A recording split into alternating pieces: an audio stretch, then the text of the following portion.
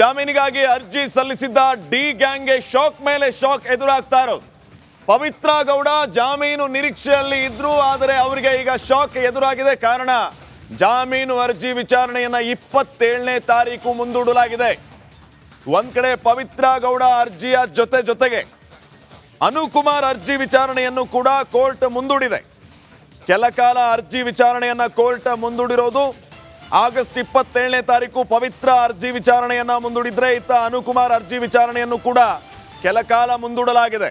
ಅಲ್ಲಿಗೆ ಈ D gang ಜಾಮೀನು ಅರ್ಜಿ ಹಾಕಿ ಜಾಮೀನಿನ ನಿರೀಕ್ಷೆಯಲ್ಲಿ ಇದ್ರು, ಆದರೆ ಕೋರ್ಟ್ ಇವರಿಗೆ ಬ್ಯಾಕ್ ಟು ಬ್ಯಾಕ್ ಶಾಕ್ ಅನ್ನ ನೀಡ್ತಾ ಇರೋದು.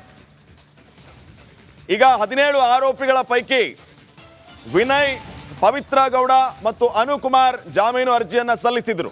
ಸದ್ಯಕ್ಕೆ ಪವಿತ್ರ ಗೌಡ ಮತ್ತು ಅನುಕುಮಾರ್ ಅರ್ಜಿ ವಿಚಾರಣೆಯನ್ನ ಮುಂದೂಡಲಾಗಿದೆ.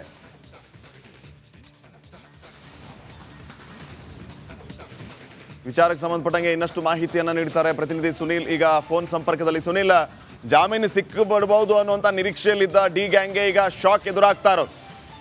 ಸದ್ಯಕ್ಕೆ ಏನೆಲ್ಲ ನಡೀತು ಕೋರ್ಟಲ್ಲಿ, ಏನು ಅಪ್ಡೇಟ್ಸ್ ಕೊಡ್ತೀರಿ? ಶ್ರೀಪಾದ್, ರೇಣುಕಾಸ್ವಾಮಿ ಕೊಲೆ ಪ್ರಕರಣಕ್ಕೆ ಸಂಬಂಧಪಟ್ಟಂತೆ ಈಗಾಗಲೇ ಕಾಮಾಕ್ಷಿಪಾಳ್ಯ ಪೊಲೀಸರು ಸುಮಾರು 17 ಜನ ಆರೋಪಿಗಳನ್ನ ಬಂಧಿಸಿರುವಂತದ್ದು. ಇದರಲ್ಲಿ ಪ್ರಮುಖ ಆರೋಪಿಗಳಾದಂತಹ ಪವಿತ್ರ ಗೌಡ, ಅನುಕುಮಾರ್, ಅದೇ ರೀತಿಯಲ್ಲಿ ಸ್ಟೋನಿ ಗ್ರೂಪ್ಸ್ ಮಾಲೀಕರಾಗಿರುವಂತಹ ವಿನಯ್, ಇವರೆಲ್ಲರೂ ಕೂಡ ಜಾಮೀನಿಗೆ ಅರ್ಜಿಯನ್ನು ಸಲ್ಲಿಸಿದ್ರು. ಇದರಲ್ಲಿ ಇವತ್ತು ಅನುಕುಮಾರ್ ಮತ್ತು ಪವಿತ್ರ ಗೌಡ ಇಬ್ಬರ ಜಾಮೀನು ಅರ್ಜಿಯ ವಿಚಾರಣೆ ಕೋರ್ಟ್ ನಲ್ಲಿ ನಡೆದಿತ್ತು. SPP ಕಡೆಯಿಂದ ಈ ಎರಡೂ ಅರ್ಜಿಗಳಿಗೆ ಸಂಬಂಧಪಟ್ಟಂತೆ ಆಕ್ಷೇಪಣೆ ಕೂಡ ಸಲ್ಲಿಕೆ ಆಗಿತ್ತು. ಯಾವುದೇ ಕಾರಣಕ್ಕೂ ಕೂಡ ಜಾಮೀನ ನೀಡಬಾರ್ದು ಅಂತ ಹೇಳಿ. ಸೊ ಈ ಸಂಬಂಧಪಟ್ಟಂತೆ ಈಗ ಸದ್ಯಕ್ಕೆ ಸಿಕ್ಕಿರುವಂತಹ ಲೇಟೆಸ್ಟ್ ಡೆವಲಪ್ಮೆಂಟ್ ಅಂದ್ರೆ, ಪವಿತ್ರ ಗೌಡ ಸಲ್ಲಿಸಿದಂತಹ ಅರ್ಜಿಯ ವಿಚಾರಣೆಯನ್ನ ಮಂಗಳವಾರಕ್ಕೆ ಮುಂದೂಡಿಕೆ ಮಾಡಿ ಕೋರ್ಟ್ ಒಂದು ಆದೇಶವನ್ನು ಹೊರಡಿಸಿರುವಂತದ್ದು. ಅದೇ ರೀತಿಯಲ್ಲಿ ಅನುಕುಮಾರ್ ಜಾಮೀನು ಅರ್ಜಿಗೆ ವಿಚಾರಣೆಯನ್ನ ಅರ್ಜಿಯನ್ನ ಸಲ್ಲಿಕೆ ಮಾಡಿದ್ದು. ಈ ಒಂದು ಅರ್ಜಿಯ ವಿಚಾರಣೆಯನ್ನ ಇವತ್ತೇ ನಡೆಸುವಂತ ಒಂದು ಸಾಧ್ಯತೆ ಇದೆ. ಸದ್ಯಕ್ಕೆ ನ್ಯಾಯಾಧೀಶರು ಕೆಲ ಹೊತ್ತಿನ ಕಾಲ ಅದನ್ನ ಮುಂದೂಡಿದ್ದಾರೆ, ಆದ್ರೆ ಇವತ್ತೇ ಈ ಜಾಮೀನು ಅರ್ಜಿಯ ವಿಚಾರಣೆಯನ್ನ ಕೈಗೆತ್ತಿಕೊಳ್ಳುವಂತ ಒಂದು ಸಾಧ್ಯತೆ ಇದೆ. ಆದ್ರೆ ಸದ್ಯದ ಪರಿಸ್ಥಿತಿಯಲ್ಲಿ ನೋಡಿದ್ರೆ ಜಾಮೀನು ಅರ್ಜಿಯ ವಿಚಾರಣೆಯನ್ನ ಕೈಗೆತ್ತಿಕೊಂಡ್ರು ಕೂಡ ಜಾಮೀನು ಸಿಗುವಂತ ಸಾಧ್ಯತೆ ತುಂಬಾನೇ ಕಡಿಮೆ ಅಂತಲೇ ಹೇಳ್ಬೋದು. ಒಂದನೇದಾಗಿ ಅದಕ್ಕೆ ಪ್ರಮುಖ ಕಾರಣ, ಇನ್ನೂ ಕೂಡ ಈ ಪ್ರಕರಣಕ್ಕೆ ಸಂಬಂಧಪಟ್ಟಂತೆ ಪೊಲೀಸರು ಚಾರ್ಜ್ ಶೀಟ್ ನ ಸಲ್ಲಿಕೆ ಮಾಡಿಲ್ಲ. ಹಾಗಾಗಿ ಚಾರ್ಜ್ ಶೀಟ್ ಸಲ್ಲಿಕೆ ಆಗೋವರೆಗೂ ಕೂಡ ಈ ಒಂದು ಪ್ರಕರಣಕ್ಕೆ ಸಂಬಂಧಪಟ್ಟಂತೆ. ಓಕೆ, ಥ್ಯಾಂಕ್ ಯು ಸುನಿಲ್ ಮಾಹಿತಿಗಾಗಿ.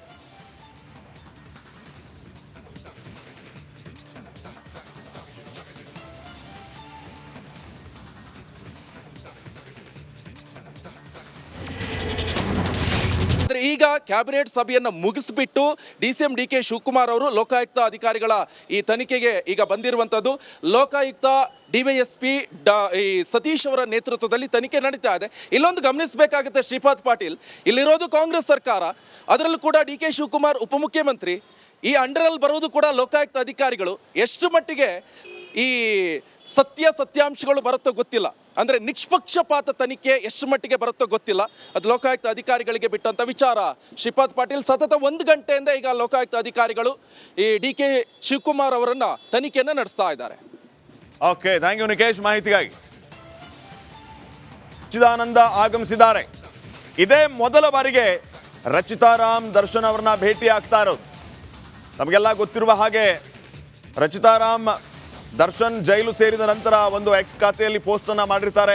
ದರ್ಶನ್ ನಮ್ಮ ಗುರುಗಳು, ಅವರು ತಪ್ಪು ಮಾಡಿಲ್ಲ ಅನ್ನುವಂಥದ್ದು ನಮ್ಮ ಭಾವನೆ. ಇನ್ನು ತಪ್ಪು ಮಾಡಿದವರಿಗೆ ಶಿಕ್ಷೆ ಆಗಬೇಕು ಅನ್ನೋದು ನಮ್ಮ ಒಮ್ಮತದ ವಿಚಾರ. ಆದಷ್ಟು ಬೇಗ ದರ್ಶನ್ ಅವರು ಆಚೆ ಬರಲಿ, ಈ ಮೂಲಕ ಚಿತ್ರರಂಗದಲ್ಲಿ ಮತ್ತೆ ಅವರು ಮುನ್ನುಗ್ಗಲಿ ಅನ್ನುವಂತಹ ವಿಚಾರವನ್ನು ಪ್ರಸ್ತಾಪ ಮಾಡಿ ಟ್ವೀಟ್ ಮಾಡಿದರು. ಈಗ ಸದ್ಯಕ್ಕೆ ಈ ಎಲ್ಲ ಬೆಳವಣಿಗೆ ಆದ ನಂತರ ಫಸ್ಟ್ ಟೈಮ್ ರಚಿತಾ ರಾಮ್ ಪರಪ್ಪನ ಅಗ್ರಹಾರಕ್ಕೆ ಬಂದಿದ್ದಾರೆ ದರ್ಶನ್ ಭೇಟಿಗಾಗಿ. ತಮ್ಮ ಗುರುಗಳ ಭೇಟಿಯಾಗಿ ರಚಿತಾ ರಾಮ್ ಪರಪ್ಪನ ಅಗ್ರಹಾರಕ್ಕೆ ಬಂದಿರೋದು. ಇಂಡವಾಳು ಸಚ್ಚಿದಾನಂದ ಜೊತೆಗೆ ರಚಿತಾ ರಾಮ್ ಆಗಮಿಸಿದ್ದಾರೆ. ಎಲ್ಲ ವಿಚಾರಗಳಿಗೆ ಸಂಬಂಧಪಟ್ಟಂತೆ ಇನ್ನಷ್ಟು ಮಾಹಿತಿಯನ್ನ ನೀಡ್ತಾರೆ ಪ್ರತಿನಿಧಿ ನವೀನ್. ಈಗ ನೇರ ಸಂಪರ್ಕದಲ್ಲಿ ಜಾಯ್ನ್ ಆಗ್ತಾ ಇದ್ದಾರೆ. ನವೀನ್, ಗಮನಿಸ್ತಾ ಇದ್ದೀವಿ ರಚಿತಾ ರಾಮ್ ಇವತ್ತು ಪರಪ್ಪನ ಅಗ್ರಹಾರಕ್ಕೆ ಬಂದು ದರ್ಶನ್ ಭೇಟಿ ಆಗಿರುವಂಥದ್ದು, ದರ್ಶನ್ ಭೇಟಿಗಾಗಿ ಬಂದಿರೋದು. ಯಾರೆಲ್ಲ ರಚಿತಾ ರಾಮ್ಗೆ ಸಾಥ್ ಕೊಟ್ಟಿದ್ದಾರೆ, ಏನೆಲ್ಲ ಅಪ್ಡೇಟ್ಸ್ ಕೊಡ್ತೀರಿ ಈ ಬಗ್ಗೆ?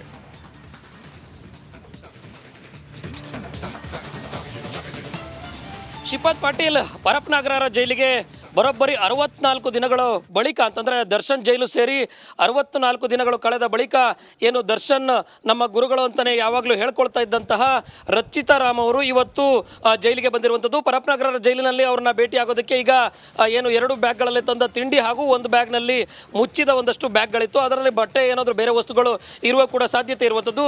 ಜೊತೆಗೆ ಏನು KRIDL ಮಾಜಿ ಅಧ್ಯಕ್ಷ ರುದ್ರೇಶ್ ಅವರು ಅಂದರೆ ಬಿಜೆಪಿ ಮುಖಂಡ ರುದ್ರೇಶ್ ಮತ್ತು ಏನು ಇಂಡುವಾಳು ಸಚ್ಚಿದಾನಂದ್ ಕೂಡ ಜೈಲಿನ ಒಳಗಡೆ ಹೋಗಿರುವಂಥದ್ದು. ಇನ್ನೇನು ಕೆಲವೇ ಹೊತ್ತಿನಲ್ಲಿ ಜೈಲಿನ ಒಳಗಡೆ ಇದ್ದರೆ ಈಗ ಊಟದ ಸಮಯ ಆಗಿರೋದ್ರಿಂದಾಗಿ ಅಲ್ಲಿ ಅಧಿಕಾರಿಗಳೆಲ್ಲರೂ ಕೂಡ ಅಂದರೆ ಜೈಲಿನ ಒಳಗಡೆ ಬಿಡುವಂತಹ ಅಧಿಕಾರಿಗಳು ಮತ್ತು ಸಿಬ್ಬಂದಿಗಳು ಹೊರಗಡೆ ಹೋಗಿರೋದ್ರಿಂದಾಗಿ ಕೆಲವೇ ಹೊತ್ತಿನಲ್ಲಿ ಅವರನ್ನ ಭೇಟಿಗೆ ಕೂಡ ಹೋಗ್ತಾರೆ. ಈಗಾಗಲೇ ಜೈಲಿನ ತಪಾಸಣೆಯ ಘಟಕದಿಂದ ನೇರವಾಗಿ ಅವರ ಕಾರನ್ನು ಕೂಡ ಒಳಗಡೆ ಬಿಡಲಾಗಿತ್ತು. ನಟಿ ಆಗಿರೋದ್ರಿಂದಾಗಿ ಸುರಕ್ಷತೆಯ ದೃಷ್ಟಿಯಿಂದ ಕಾರನ್ನು ಕೂಡ ಒಳಗಡೆ ಬಿಟ್ಟಿದ್ದಾರೆ. ಜೊತೆಗೆ 3 ಕಾರುಗಳಲ್ಲಿ ಏನು ರುದ್ರೇಶು ಮತ್ತು ಸಚ್ಚಿದಾನಂದ ಮತ್ತೆ ಏನು ನಟಿ ಸೇರಿದಂತೆ ಈಗ ಬೇರೆ ಬೇರೆ ಅವರ ಸ್ನೇಹಿತರು ಕೂಡ ಒಟ್ಟು 9 ಜನರಲ್ಲಿ 8 ಜನರಿಗೆ ಒಳಗಡೆ ಹೋಗೋದಕ್ಕೆ ಅವಕಾಶವನ್ನು ಕಲ್ಪಿಸಿಕೊಡುವ ಸಾಧ್ಯತೆಯು ಕೂಡ ಹೆಚ್ಚಾಗಿರುತ್ತೆ.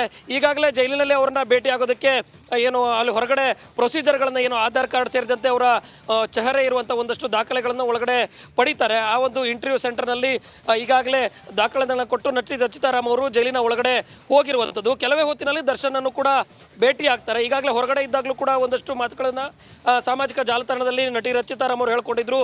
ಅವರು ಕಾನೂನಿನಲ್ಲಿ ತಪ್ಪು ಮಾಡಿರುವ ಸಾಧ್ಯತೆಗಳು ತುಂಬ ಕಡಿಮೆ ಇದೆ, ಆದರೆ ತಪ್ಪು ಮಾಡಿದರೆ ಶಿಕ್ಷೆ ಆಗಬೇಕು, ಆದರೆ ಅವರು ತಪ್ಪು ಮಾಡಿರೋದು ಸಾಧ್ಯತೆಗಳು ಬಹುತೇಕ ಕಡಿಮೆ ಅನ್ನೋ ಒಂದಷ್ಟು ಮಾತುಗಳನ್ನ ಕೂಡ ಹೇಳಿದ್ರು.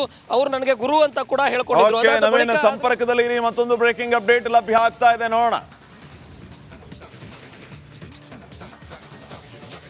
ನಮಸ್ಕಾರ, ರಿಪಬ್ಲಿಕ್ ಕನ್ನಡ ನ್ಯೂಸ್ಗೆ ಸ್ವಾಗತ. ನಾನು ಶ್ರೀಪಾದ್ ಪಾಟೀಲ್. ಈಗಾಗಲೇ ಪರಪ್ಪನ ಅಗ್ರಹಾರವನ್ನ ಸೇರಿರುವ ಡಿ ಗ್ಯಾಂಗ್ ಬರೋಬ್ಬರಿ 2 ತಿಂಗಳವನ್ನ ಕಳೆದಾಗಿದೆ.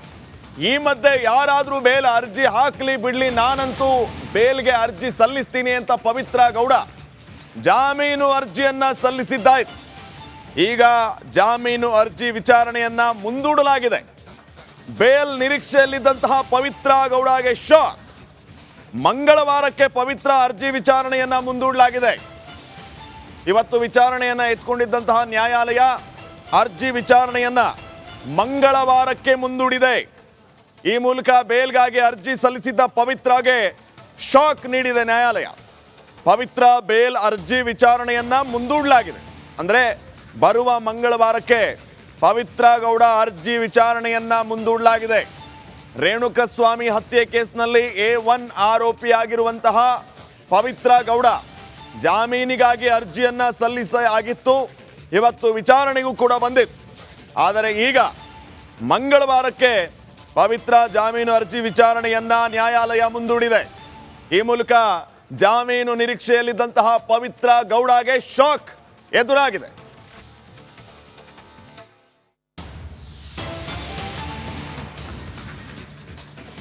ಪವಿತ್ರ ಬೇಲ್ ಅರ್ಜಿ ವಿಚಾರಣೆಯನ್ನ ಮುಂದೂಡಲಾಗಿರುವಂತಹ ಅಪ್ಡೇಟ್ ಈಗ ಲಭ್ಯ ಆಗ್ತಾ ಇದೆ. ಈಗಾಗಲೇ ಆರೋಪಿಗಳ ಪೈಕಿ ವಿನಯ್ ಹಾಗೇನೆ ಪವಿತ್ರ ಗೌಡ ಅರ್ಜಿಯನ್ನು ಸಲ್ಲಿಸಿರೋದು ಜಾಮೀನಿಗಾಗಿ. ಇವತ್ತು ಪವಿತ್ರ ಗೌಡ ಜಾಮೀನು ಅರ್ಜಿ ವಿಚಾರಣೆಯನ್ನ ಎತ್ಕೊಳ್ಳಲಾಗಿತ್ತು.